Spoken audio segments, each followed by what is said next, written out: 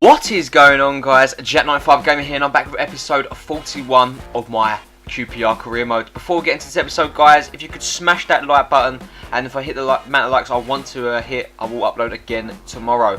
And if you enjoy these episodes, I would highly recommend you do hit that like button, guys. But going into the first game of the episode here, it is a sim game, an international friendly against Finland away from home with our England team here. A very strong lineup we put up here, but the next game we are playing is an important game for my career as England manager. Even though it's an international friendly, you'll see what game it is coming up. But yeah, Henderson, Walcott come on. You know, Warwick's already got a goal, and we do make it 2-1 with Daniel Sturridge scoring 2 minutes before time to secure the win, and that's a good start to my international career here.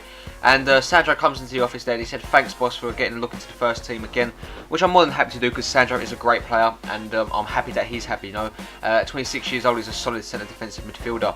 But now here comes the big game. Big names on the bench like Barkley, Sterling, Ox, Walcott. You know, Richards misses out on this one along with Leighton Baines as we're starting. Kieran Gibbs, Kyle Walker, Jones. You know, Rodwell starts in this game. Henderson also against the world champions Germany. It's an old rivalry between these two sides, and it's going to be a great game. We're in the Germans' backyard here, so it's going to be an interesting game. Hopefully England can show the positive signs that we've shown in the first 2 games I've had in charge here, but this is the 3rd one, and it's going to be really good to see how much this team can come along. And obviously we've got the European Championships coming up this year too, in game, so we need to see what my best team is to play with, and what a way to test your team out than playing against the world champions here. And it would be actually the Germans that get the first chances. Mario Gomez holds off Kieran Gibbs there, plays it back into Trash, who finds Castro, back into Trash, back into Podolski. The Arsenal man plays it back into the right back, who crosses it into Podolski, who finds Volland, and it's off the crossbar there, and it is cleared away. And the follow-up shot is saved really well by Jack Butland, who's been thrown into the deep end here in goal against the world champions. But Sturridge gets an opportunity here. He goes past a couple of men here. He's past Mertesacker. He's got the pace. Tries to put it past Leno, but it's a good save there from the German goalkeeper. As Henderson now makes his way down that left-hand side for England, he plays it into Jack Rodwell. Rodwell finds Wilshere. Wilshere plays a reverse ball back into Kyle Walker, who's playing right back. The first time cross is in, but it's saved into the hands again of the German goalkeeper.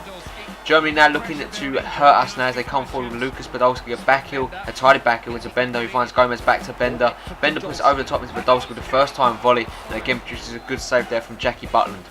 Win a free kick, and it is going to be lined up by Wayne Rooney here. We was looking at other free kick options, but Leighton Baines is not on the pitch here, so Wayne Rooney does become our best option for the free kick. It's Wayne Rooney. He takes it, and he nearly finds the back of the net there. We're talking inches wide there, but this has been a great game at the moment. Blows like between both of the sides here, but no one can get the goal here. But what a great save again from Butland, who's playing fantastically here, and no one can break the deadlock at the moment. As Wilshere comes off here, Welbeck's come off injured, unfortunately, so Rooney has to go as striker. Sterling goes in at centre attacking mid, and Lallana plays in the centre midfield role at the moment. That is how the team is looking at the moment, and we see if we can finish the game. But Welbeck there, he picked up a nasty knock there from his Arsenal teammate Mertesacker, and he could be out for a while there. Wenger will not be happy with his team there, or his team. These players, I mean, sorry, but we get an opportunity. Sterling misses the header, falls back to Jackie Rodwell, who shoots, but again produces a great save from the goalkeeper. Mertesacker comes forward now, and Germany look to hit us on the attack. It's Mario Gomez, a tight little backheel into Toni Kroos. The Real Madrid man plays in the Florentina striker, who shoots from range, and he nearly finds the back of the net there. But Butland passes out to find Kyle Walker. It's only as far as Marco Reus. One player you don't want on the ball. He's deadly when he's in the mood. Reus into Volland, who puts it to the top corner, and the Germans have the advantage. What a goal from Volland, and what a header that was. Marco Reus created that goal, and he's going to celebrate with his man there. The assister and the goal scorer celebrate, and the world champions have the lead. They've broken England with 10 minutes left to go in this game, and it's Kevin Volland. 1 goal in this international friendly. Very well played for him. As Walcott does come on now, guys, as he's playing in that striker role, and here he comes. Walcott straight from the kick-off. He looks to make something work. He's past Schmelzer. He holds off Trash. Here comes Theo Walcott, and he puts it into the back of the net there, and that is an instant reply there from the England boys, and it is Theo Walcott. Uses his pace there to just destroy the defence of Germany, and we've been thinking to ourselves, why can't we do that for the whole game? But it doesn't matter, because it looks like we've got the draw wrapped up. We're going to definitely push for the win there, but really well played from Theo Walcott to earn us the draw. We couldn't push for the win, guys, and that would be how the game did finish. A 1-1 draw against world champions is not a bad result at all, and we can definitely leave Germany with our heads held high, but now we must focus on domestic football in the Barclays Premier League when I'm back with QPR. But there's the facts there, guys. You know, it was a very even game. Germany dominated on the possession front, but I really do believe the team can come out And I really think that England are becoming a stronger team now. Theo Walcott was only on the pitch for about 15 minutes, but he got the man of the match award. Very well played for him there. He was a great player, and 100% passing, 100% shooting. He didn't have much to do, but he was definitely the impact player we was looking for. We get the news that Adam Lallana is out for 3 weeks. He hobbled off the pitch at near the end there, and Danny Welbeck is out for 4 weeks too. Very disappointing stuff there, but I don't think that's going to affect us as much because I think the next international friendlies are in 6 weeks away. Levin Ostinelli pops into the office, guys, and he's showing his gratitude towards playing a bit more too, which is good to see, and I'm happy that he's happy. And we get good news that Eric Durm, the German left back, is back from injury, and he will join us in training sessions, and we're going to have to ease him back into first team action there, which is good to see. So he's not going to be playing in this one, as you can see, he's on the reserves, but we are going into a game against the Hull City Tigers. I think they're just Hull City at the moment still, and it's going to be an interesting game. We played them a couple of games last season, and you know, we played them in the Cup. I think we played them 4 times, and we beat them in the Cup rather easily, and we beat them in the league 2-1, I think both times, or 2-0 and 2-1 I do believe, and Højbjerg was on the scoring end of both of them games domestically. Hull really got no changes in their team, really. You know, Nugent was there last season. Diame, Quinn, Huddleston and Livermore make up a really strong diamond in midfield there, in my opinion. That is as strong as you're going to get. Diame centre attacking mid 2 is a problem for me.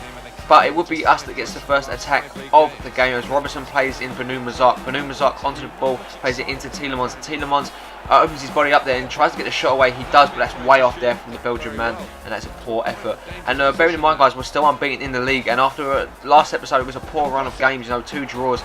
We're looking to definitely be more attacking, but Huddleston gets an opportunity, hits the post, it falls all the way back to Mo Diame, who puts it into the empty net there. He was first to the rebound, and he's celebrating the Tigers' goal. It's 1-0 to Hull at Loftus Road there, and that is shocking play, shocking defending. It's nothing Suffolk could do there, but what play from Diame to get there ahead of Sam Byram and put it into the back of the net. Diame gets his 5th goal in the Bucks Premier League, and Hull are off to an absolute flyer here.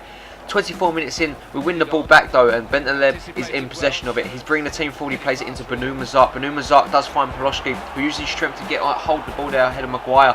Here comes Poloski, plays it back across to Bentaleb, who misses the sitter, and he misses the follow-up shot, as a good defender there from Hull keeps the game in their favour at 1-0. As Huddleston now flicks in a free kick all the way into Diame and wins the header, but again that's safe into the hands of Castells, who's actually in net, not a Simone Safet. Apologies there, guys. But here comes Poloski onto the ball now. He's on there, he's through on goal. It's Poloski to round the game up, and he does. It's 1-1, and the game's back on deadlock. Very well played there, and Poloski celebrating an equaliser. And it was a great finish from there. You know, that he's been doing that all season, where he gets the ball and just rams it past the goalkeeper. Dodges the challenge really well there, and goalkeeper no chance from Alan McGregor, as we do celebrate that equaliser in front of the home fans there, and that's definitely got the fans something to cheer about. And hopefully now we've got that right on half time, that's going to be an absolute sucker blow to the morale of Hull City as we go into the second half here. But Sam Byram does get challenged, and unfortunately he does stay down as the ball goes out of play. Sam Byram holds onto his ankle, and it's looking like he's going to be out of play for quite some time now, which is disappointing, but that's what happens as Jung Suk Young comes in at right back there. We do win a free kick with Yuri Tielemans a couple of minutes later. He lays it off, and Umazak lays that off to Bentaleb, who shoots from range, but that is way off target there from Yao Jun, centre midfielder. Hull come forward now with Quinn. Quinn plays in Rosner. Rosner plays it back into Mo Diame. Diame now, he's absolutely destroying us in midfield here. He's playing so well. He plays it into Jelavic. Jelavic finds Serrano. Serrano onto the ball, plays it back into Jelavic, who shoots, and it's just past the post there. And that was a really golden opportunity for Hull to take the lead, as we do bring on Pierre-Emile Højbjerg and Kingsley Coman. Højbjerg obviously knows when to score in this fixture. The ball comes in though from Hull. It's headed back down from Hernandez, who finds Serrano. Serrano is through on goal. He takes a shot and he finds the back of the net. And with about 12 minutes left to go in this game, Hull City have the lead, and the unbeaten streak is on thin ice. You know, it's hanging on there by a thread at the moment, and Serrano may have just scored the goal that ended that unbeaten streak in the Barclays Premier League. 90 minutes in, we're trying desperately to get back into the game. It's Kingsley Coman. He finds Yuri Tielemans. Tielemans lines up for a shot from range. He takes it, where it goes out of play there, and it's looking like that would be how the game would finish. Hull City are in fact the conquerors of Queen's Park Rangers this season. They've done it first time this season, and it's a 2-1 win away for Hull. Home defeat for us there, which is absolutely gutting. Diame and Serrano just done enough to end the game, and they dominated really, they deserved it, and the unbeaten streak is over. Disappointing, but we have to push on and, you know, can't let our heads drop. So very well played there from the boys, but unfortunately we couldn't get a result on this time out. Hull City deserved winners, and I'm not going to be shallow about it or sour. It was always going to come to an end. I don't think it was ever going to go the whole season unbeaten, but you know, it's always a tough pill to swallow when it does end. And it's an even tougher pill to swallow when you find that Sam Byron is out for an extra 4 weeks, which is it's so gutting, but no, it's just the way the cookie crumbles. But you know, after that loss, the gap is close to 2 points from Manchester United now, and that means we're going to have to fight to keep our place at the top in the next episode. If you did enjoy the episode, as I said, guys, like this video for a new one tomorrow. If you're new around here, if you haven't already and you're enjoying the content, guys, hit that subscribe button and join the growing number of audience that I have already, and I will keep uploading, guys. As always, have a really nice day, and I'll catch you in the next one. Peace.